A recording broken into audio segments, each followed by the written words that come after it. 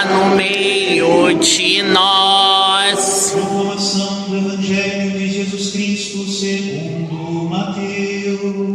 Glória a vós, Senhor. Naquele tempo, quando soube da morte de João Batista, Jesus partiu e foi de barco para um lugar deserto e afastado. Mas quando as multidões souberam disso, saíram das cidades e o seguiram a pé. Ao sair do barco, Jesus viu uma grande multidão e encheu-se de compaixão por eles e curou os que estavam doentes.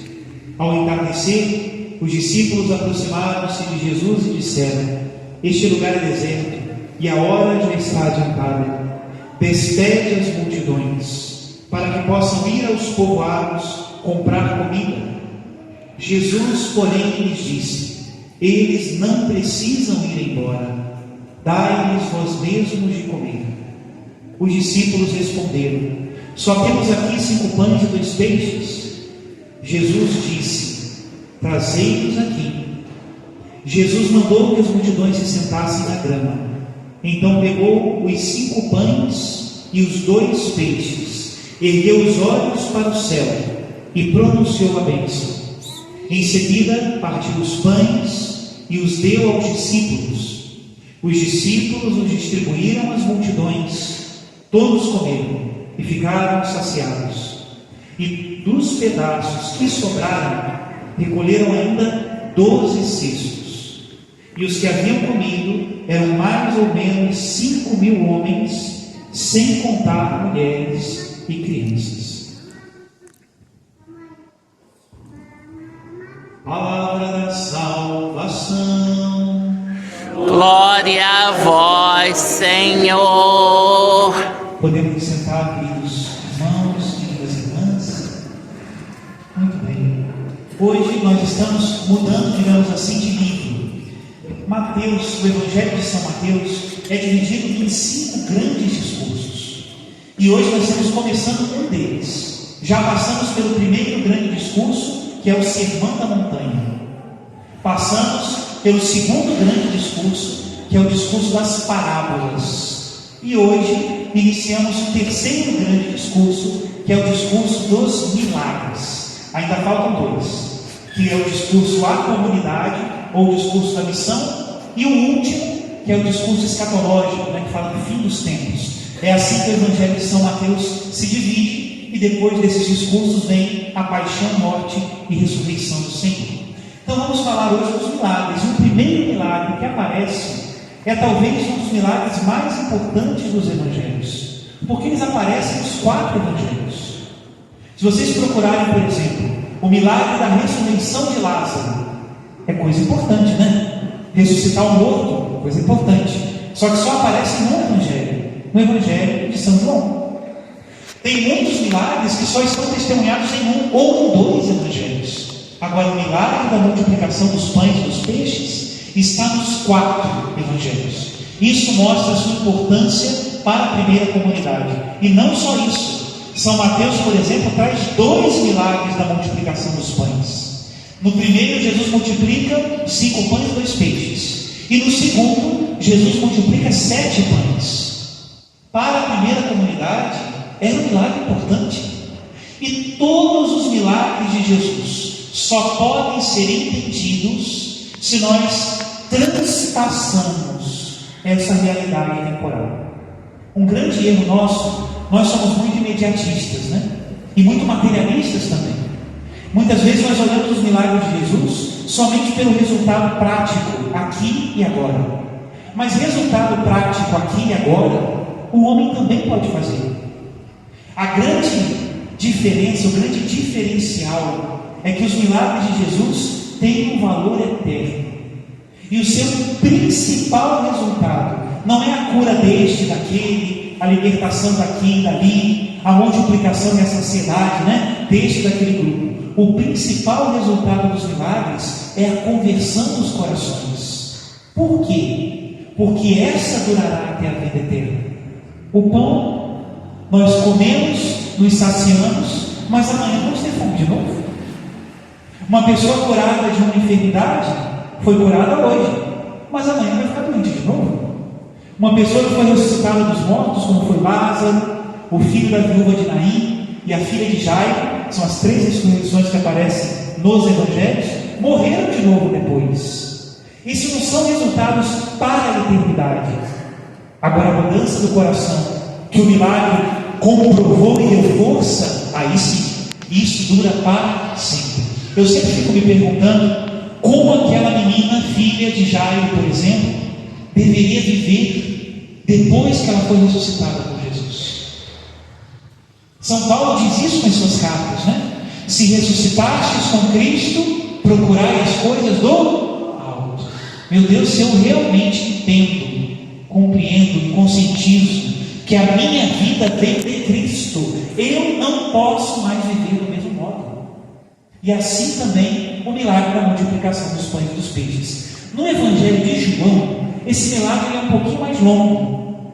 Dá tempo de Jesus até puxar a orelha do pessoal, né? Porque Jesus multiplica os pães, atravessa o mar da Galileia, né, o lago de Genezaré, inclusive caminha sobre as águas, né? E chega do outro lado em Cafarnaum.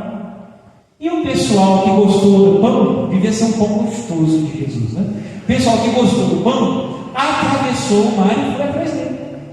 E deu tempo de Jesus puxar a orelha. Vocês estão me procurando não porque viram os sinais e acreditaram, mas porque comeram o pão e ficaram satisfeitos. Trabalhai não pelo alimento que perece, mas por aquele que dura até a vida eterna. Este é o sentido principal dos milagres. Precisamos olhar além. E meus irmãos, é muito fácil nós invertermos as ordens, colocarmos primeiro o pão material e por último o pão da eternidade. Mas está errado. Nós precisamos dar a prioridade ao pão que dura para a vida eterna. Aí o pessoal diz assim: padre, para o senhor é fácil, né? O senhor tomou café da manhã, né? E quem não tomou café da manhã? E quem não tem pão na mesa? Não deveria colocar em primeiro lugar o pão material? Pois é, esse é o nosso grande erro. Meus irmãos, se falta a prioridade do pão espiritual, nós perdemos os 2 pães, tanto o da eternidade como o dessa terra. O século XX, século passado, mas nós somos um pouco filhos deste século XX, não é ainda?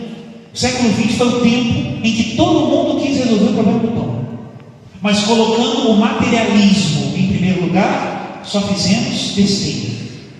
No início do século XX havia uma teoria de que a população mundial iria crescer tanto que não haveria pão para todo mundo. Então a solução seria o controle de natalidade, livros, técnicas e ciência direcionada a isso. E nós vimos depois que isso não se cumpriu, graças a Deus. Pelo contrário, no século XX, como em todos os tempos da humanidade, nós sempre produzimos mais alimento do que a humanidade é capaz de consumir. Agora, se nós produzimos tanto alimento assim, por que falta pão? Não é porque falta nas dispensas de alguns. Por que falta o pão? E aí, claro, né? Vamos colocar então a nossa confiança na ciência. Não, se nós vamos melhorar as técnicas, nós vamos melhorar o cultivo, nós vamos melhorar a colheita, nós vamos melhorar a produção e não faltará pão às mesas. É o iluminismo e a sua confiança na ciência e na técnica. Hoje nós estamos super desenvolvidos, muitos desenvolvimentos que há décadas atrás nós nem sonhávamos, e ainda temos muita fome. Colocar então uma outra questão, bom, claro, é porque o ser humano não reparte, nós somos egoístas, então nós vamos colocar muito poder no Estado, vamos dar ao Estado todo o poder necessário para que ele obrigue as pessoas a repartir o pão. O Estado vai dizer o quanto pão eu posso comer e o quanto eu devo repartir, e pronto, não vai ter fome no mundo. E não deu certo. Mortes, assassinatos, perseguições, prisões e fome, e muita fome. Não, tá certo, então essa não é uma boa opção. Vamos fazer o seguinte: vamos confiar está na mão invisível do mercado. Enquanto houver necessidade e força de trabalho, a gente consegue trabalhar e colocar pão na mesa, e o mercado vai regular tudo: compra, venda, oferta, procura, e não vai ter fome no mundo. Não preciso nem dizer nada, né? Continua a fome, e muita fome. Também desse lado de cá continua muita fome. E só não é pior, porque graças a Deus, corações que foram transformados pela mensagem do Evangelho distribuem o pão a muitos. Não resolvem todo o problema, mas sem dúvida nenhuma amenizam muito o problema. É a questão de nós não invertermos as prioridades. Se nós colocarmos em primeiro lugar o pão de Deus, sim, aí nós teremos esperança de que haja pão em todas as mesas. Senão, meus irmãos, não acontecerá.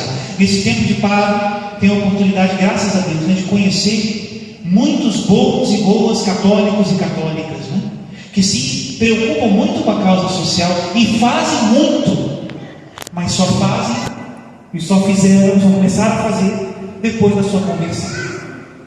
Eles mesmos dizem isso. Fala: padre, agora eu me preocupo com o próximo, mas antes, mulherada e bebedeira, não estava nem aí. Antes eu pensava em mim, em ter mais, em acumular mais, em conseguir mais. Antes eu não pensava nem na minha família, quanto mais no próximo que estava na porta pedindo esmola. De jeito nenhum que me preocupava com a fome no mundo. Mas depois que eu encontrei Jesus e que Ele mudou meu coração, eu já não fico mais tranquilo. Não faço muito, poderia talvez fazer mais, mas o que eu posso eu faço. E isso é tão belo, não é? E isso não é só uma questão daqueles que têm dinheiro. Isso é uma questão de todos. Nós precisamos da transformação do Espírito Santo, senão nunca haverá justiça neste mundo. Aquele que tem muito precisa ser transformado para repartir, mas a partir do agradecimento, de saber que tudo recebeu de Deus. Aquele que tem pouco precisa ser transformado pelo Espírito Santo para repartir também, a partir do agradecimento, de entender que o que tem recebe de Deus. É a mesma história para os dois, não há diferença. Eu, graças a Deus, tive a oportunidade de conhecer muito bons exemplos, pessoas muito generosas, desde aquele que tem muito e reparte muito, até aquele que tem pouco e o que ganha pouco reparte, graças a Deus. Mas também tive a oportunidade de ver péssimos exemplos, de alguém que poderia fazer e não faz por indiferença, e também daquele que recebe e ainda não é agradecido e faz o mal com o que recebe. Eu tive uma experiência, não desejo para ninguém, de estar em 2011 em Friburgo, na tragédia de Nova Friburgo, e eu vi o que ninguém às vezes acredita se a gente não conta. Nós conseguimos, por uma série de questões que eu não vou entrar aqui agora, reunir todas as doações no ginásio do Colégio Nossa Senhora das Dores, e ganhávamos doações do Brasil inteiro, e ali nós repartíamos para as pessoas. Os bombeiros ajudaram muito, e muitos órgãos do governo ajudaram muito, graças a Deus. Mas eu vi a triste cena de pessoas que buscavam lá no colégio e iam vender na Praça da Menor Barbosa. Eu falo: meu Deus, mas como isso é possível? Isso é possível. Se o nosso coração é transformado pelo Evangelho, isso é possível. Milagre verdadeiro dura para a vida eterna. O que nós vemos hoje no Evangelho é a generosidade de Deus, que nos convida a sermos nós também generosos. E termino com essa reflexão. No final do Evangelho, o que sobra? 12 cestos.